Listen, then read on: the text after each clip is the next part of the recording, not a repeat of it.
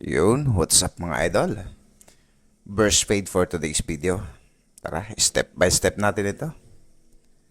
Number 2, guard muna yung unang gagamitin natin. Gamit itong top 32, 35. Talas mga idol. Forma pati na ito. So, gagawa tayo ng forma dyan mga idol. Dahil burst fade nga, dyan lang yung babawasan natin. Ganda na itong na to. Itong trimmer na to. Ayan, gawa tayo ng guideline mga idol.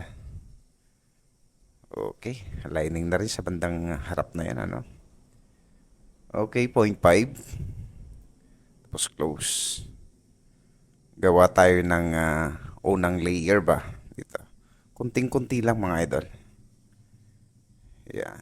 So, tsaga-tsagahan lang mga idol, One guard, tapos halfway tayo. Blending tayo dito sa ginawa nating sa taas ng na guideline natin kanina. Yan. So dahan-dahan lang mga idol para maganda yung pagka-blend ba. Yun, gamit itong magic clip. Okay, no guard tayo. Tapos halfway. Ayan, laro-laruin lang natin mga idol, Tapos close tayo. Sa bandang baba na, pababa ng pababa mga idol. Okay. So, balik tayo sa 0.5. Tapos, close. Yeah. Ayusin lang natin dito dahil may mga dark spot mga idol ba. So, okay na. Tanggalin natin itong natitirang buhok sa baba. Lining na rin. Gamit tayo ng thinning scissor mga idol para para smooth. Maganda yung pagka-fade niya. Ayan. Yan, magandang pang ng dark spot tong thinning scissor mga idol. Okay, ahit na rin tayo mga idol. So inuna natin itong right side. Kasi same lang yung process sa kabilang side ba. Gamitan din natin ng shaver mga idol para pinong-pino talaga. Talagang kalbong-kalbo ba.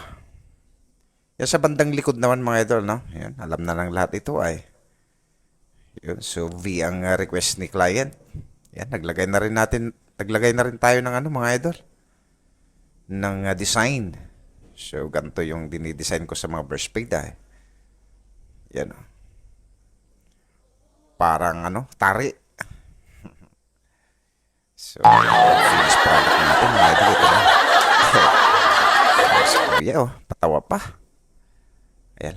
Lagyan natin ng ceviche. Available sa TikTok natin lahat ng gamit natin mga idol, Mga nagtatanong. Yan yung finished product natin mga idol. Yun, Ayos. Tsaga-tsagahan lang talaga. Para sa magandang resulta ba. Yun, Okay, ganda ng likod ni idol, Please like, share, and follow mga idol.